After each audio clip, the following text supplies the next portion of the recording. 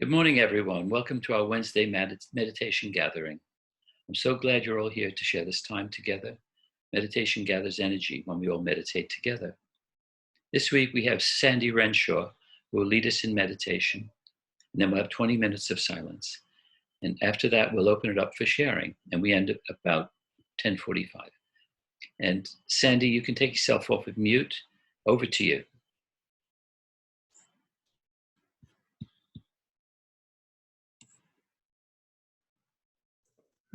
Thank you, Dan. Thank you, Teresa, Miracle Network, and thank you all for being here. It's lovely to see you all. I thought I would start by reading from the Blue Book,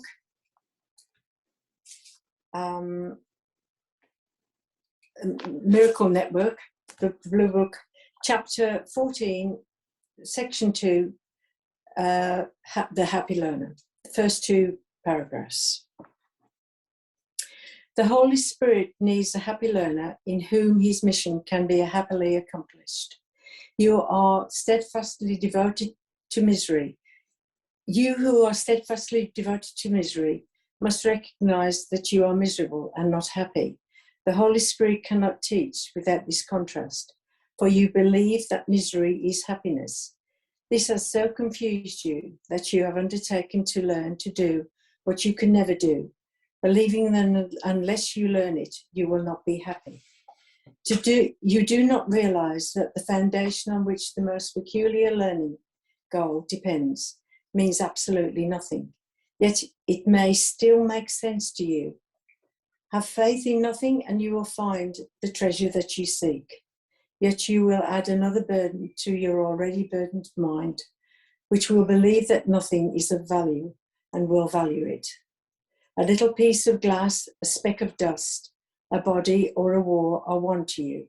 For if you value one thing made of nothing, you have believed that nothing can be precious and that you can learn to make the untrue true. The Holy Spirit seeing where you are, but knowing you are elsewhere, begins his lesson in simplicity with the fundamental teaching that truth is true. This is the hardest lesson that you will ever have to learn, and in the end, the only one. Simplicity is very difficult for twisted minds. Consider all the distortions you have made of nothing, all the strange forms and feelings and actions and reactions that you have woven out of it. Nothing is so alien to you as the simple truth, and nothing are you less inclined to listen to. The contrast between what is true and what is not is perfectly apparent, yet you do not see it. The simple and obvious are not apparent to those who would make palaces and royal robes of nothing, believing they are kings with golden crowns because of them. I'd like to also share with you, if I could, a mystical experience that happened to me April of 2000. After a diagnosis of MS, which was a diagnosis I just could not handle, I could not accept. Why me? By June 2000, I'd gone past denial, was heavily into blame, spiritually spiraling down to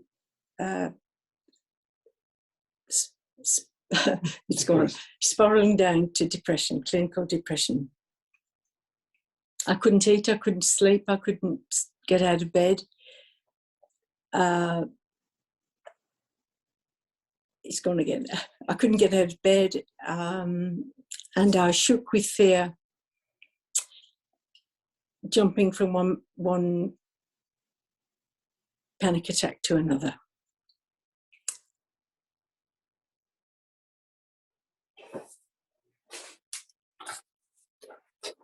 Yeah, I think I'll read it. Sorry, it's gone.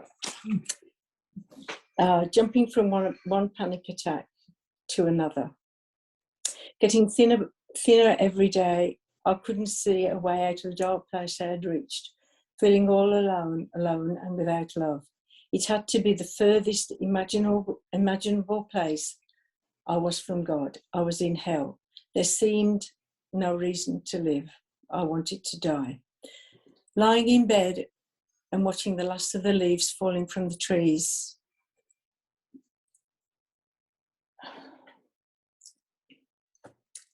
I began to pray. I hadn't been a particularly religious person, but praying to God seemed the only thing left to do. After floods of tears and praying from the heart, I asked whether I was going to die. There was a pause before a voice in my head asked whether I wanted to sink or whether I wanted to swim. Then I saw myself in water, just with my head showing. The water looked cold, dark, and uninviting. The sky was bleak and grey. The physical picture reflected the misery of a deep, dark place I had reached in my mind. Why was my question answered with another question? It would have been so easy just to go underneath the water, but I realised I did not want to die. I wanted to help. I replied, I want to swim. From that moment on, I find it hard to describe to you the words of the strength that I felt. All weakness seemed to disappear. It was just so incredible. When my husband came in, brought my dinner into the room that night, in that evening, all what I wanted to do was live, eat my dinner. I wanted to eat it, and I did. I had an incredible will to want to live. Sorry I had to read that, but it went. It was 20 years ago, and I really, at this time, just, I can't remember it all. But reflecting on it later, I realised I was being asked to choose again. And this is what's happening in the section that I've just read, the happy learner. We are being asked to choose again, to choose the Holy Spirit. So I thought that could be a thought for our meditation today, to meditate on, we'll choose again. Can we choose again? Choose again for the voice of the Holy Spirit. To follow the voice of the Holy Spirit. I invite you to close your eyes and relax and get comfortable. Take a few deep breaths, and Sharon will keep time for us. Thank you.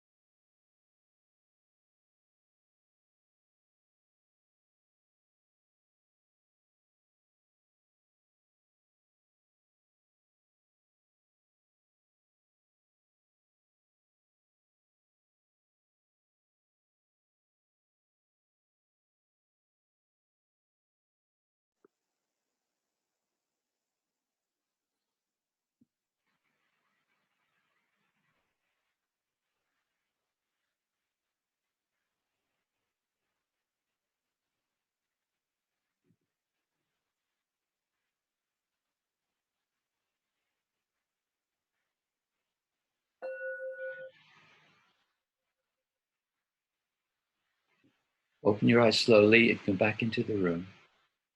We have about 13 minutes left for sharing your reflections and questions. If you'd like to speak, raise your hand, or you can use the reactions button at the bottom of the screen, and I'll invite you to take yourself off of mute. If you'd like to ask Sandie a question or a comment with confidentiality, put your message in the chat function at the bottom of the screen, and I'll read it out.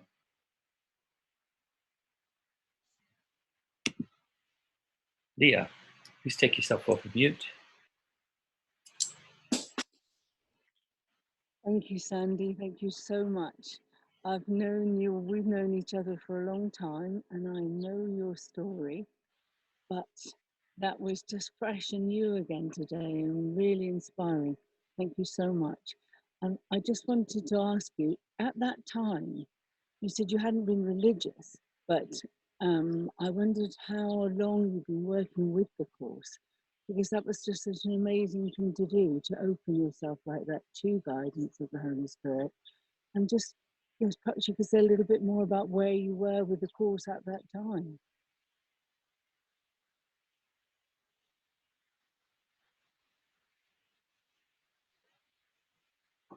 Sandie, Sandie, you take yourself off of mute. Sorry about that. Sorry. I'm still recovering from trying to bring the past into the present. But I shall never forget the strength that I received, and the unbelievable will to want to live. I shall never forget that. Thank you, Leah, for your question. I wasn't studying anything. I didn't know anything about A Course in Miracles or the Way of Mastery. After the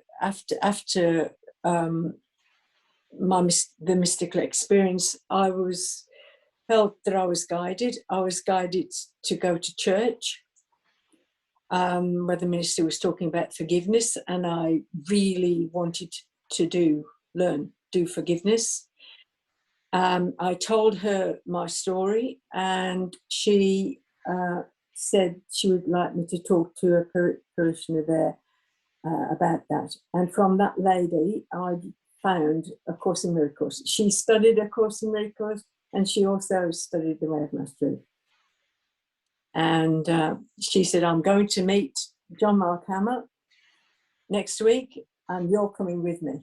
And it all just happened like that. I was there meeting JM, the one that channeled, the gentleman that channeled the Way of Mastery.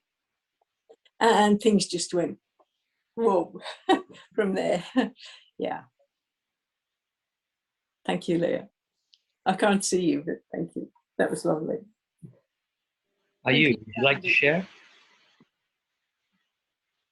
Would you like to share? No? Okay. Who had their hand up? I saw. I'll share. Good. Thank you. Sandie,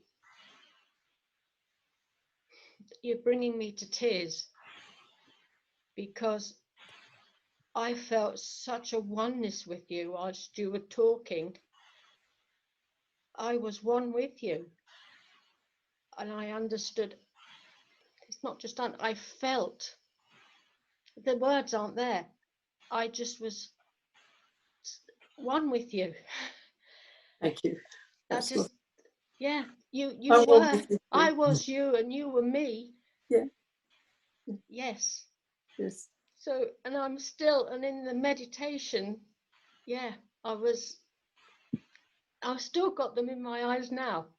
So thank you for that experience that I've just had. You are me. Of feeling one with you. Yeah, I haven't got anything else to say.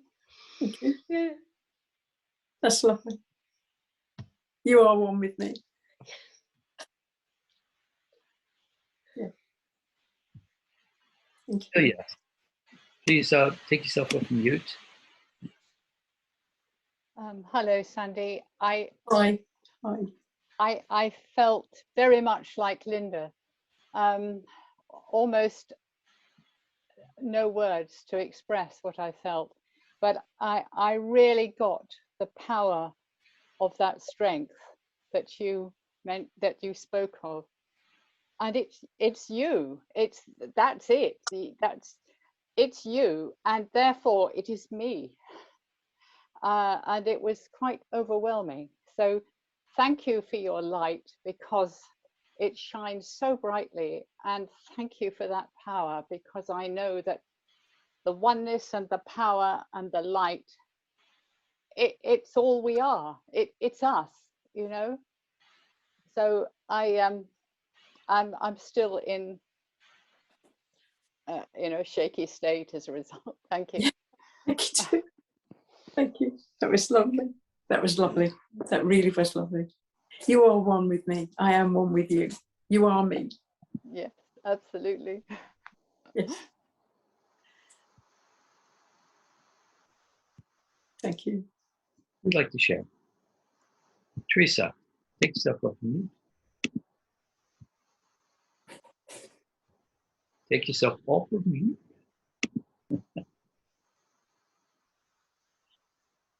We're all getting stuck. There we are. There we are. We're all getting stuck with that button.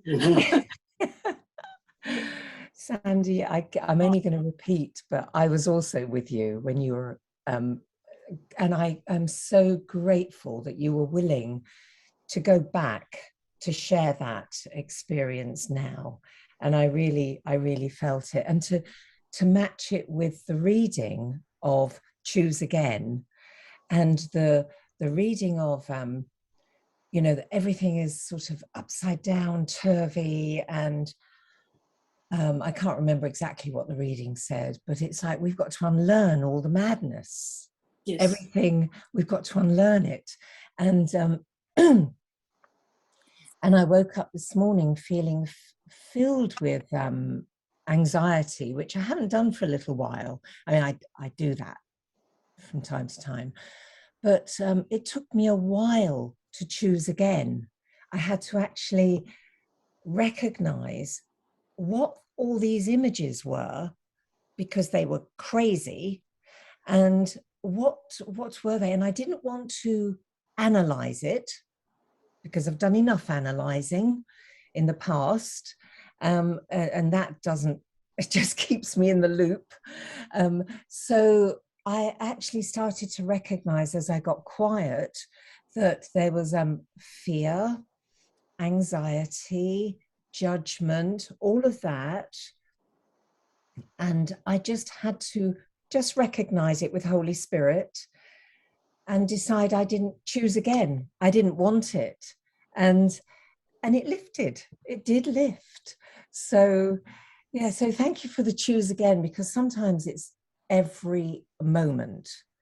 Sometimes it's walking down the street and I'm judging somebody that's not moving out of my way. I don't want to move out of their way, but so I'm not looking at me, I'm only looking at them, not wanting.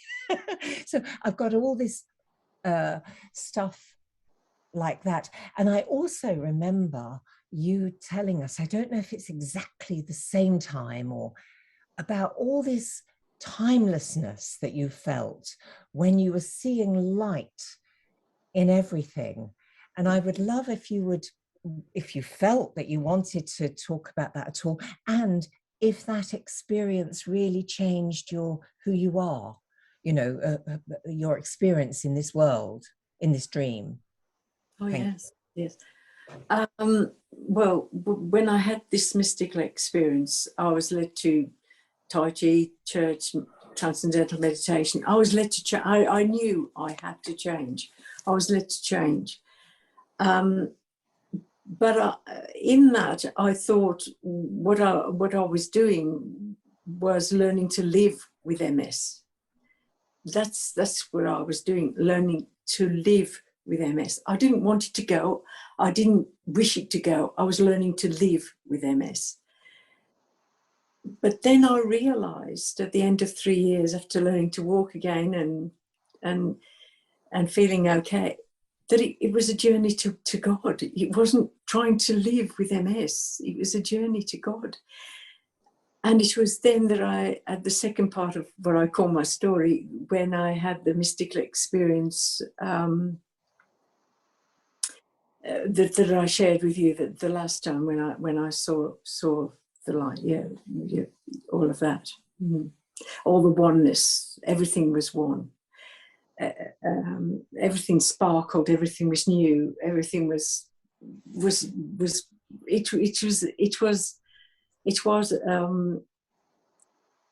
I was told it was a glimpse of enlightenment that I had there. Yeah, but everything was sparkling. Everything was new. Everything was just one. Everything was. There was no time. There was. It was just so beautiful. Yeah, and that's how it's going to be. That's how it's going to be. Yes. That's where we're going. I know that's where we're going. I know that's where I'm going. And you're all coming with me. Because we are one. Yeah. Jan, would you like to share? Yes. Hello, lovely Sandie. Oh, So lovely to see you. I was a bit late coming on, so I missed the beginning, but I've heard your amazing story before, and I could never have enough of hearing it, so I was sorry to have missed it. But I really enjoyed people's reactions to it so much. So just a couple of things I wanted to say, just following on from Teresa. I was just curious how long that amazing time lasted when you just saw all this sort of sparkling, and how long that was with you for. Oh, the last part. Yes,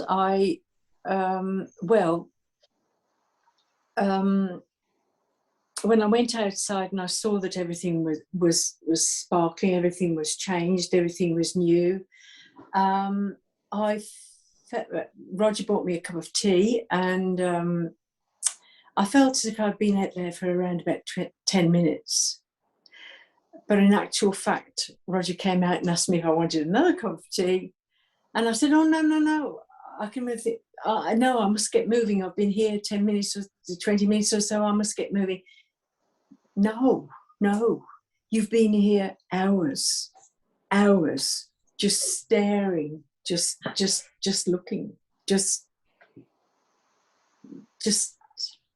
allowing everything to be. It was just amazing. It was hours, yeah.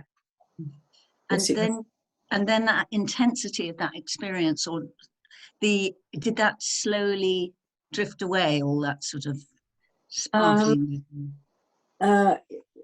No, I sort of had a heightened experience for a while later, and it was about a couple of weeks. It lasted. I found I could read minds. I touched a person's hand in the supermarket when she was giving me some bacon, and I knew the experience that she just had, the breakup with her boyfriend. I knew the state of her mind. I passed a poster that was outside the newsagents of a lad that had been executed in China, and for drug handling, and I was asked. He came right into my mind, and he told me that he was well, and could I contact his mom and tell her that he was well. Oh, beautiful. Or it was a heightened state. It was a state of real, really being there in the one. It was incredible, but it didn't last. I grabbed onto the ego again. I thought, what's happening to me? I'm going crazy. I'm going mad. I hit the car. I thought, this is just. I didn't know what was going on, to be honest. I can understand that. Yeah. And it seemed to fade. It did fade. We started renovating the house again, and that's sort of. I don't know if this sounds understandable, but going out again into the world again, doing things into the world again, thinking about toilets, thinking about new things for the bathroom, seemed to pull me out of being in that place, quietness and in the mind. I don't know, does that make sense? Yeah, absolutely. I was out there in the world again. I was. Yeah. You've had this wonderful taste, this experience. I had this, glimpse. I spoke to David Hoffmeister about it, and he was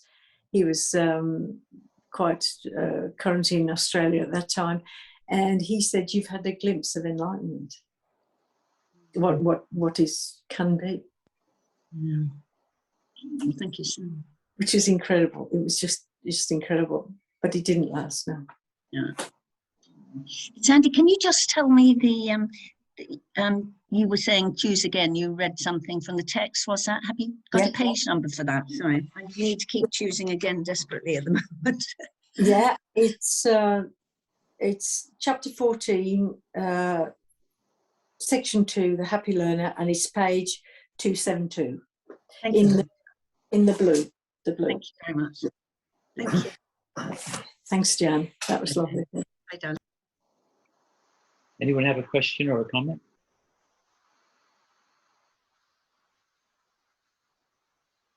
I'd just like to say, Sandie, every day I pick a mantra for myself, which I carry around in the day. And nothing came to me today, but things do come in unusual ways. And when you said choose again, I thought, that's it. That's my mantra for today. Choose again. So whenever the ego gets it kicks in, I'm just going to step back and choose again. Yes. Thank you. And I was at the point. I'm at the point where I've just sort of had it. I just can't do it anymore. I can't.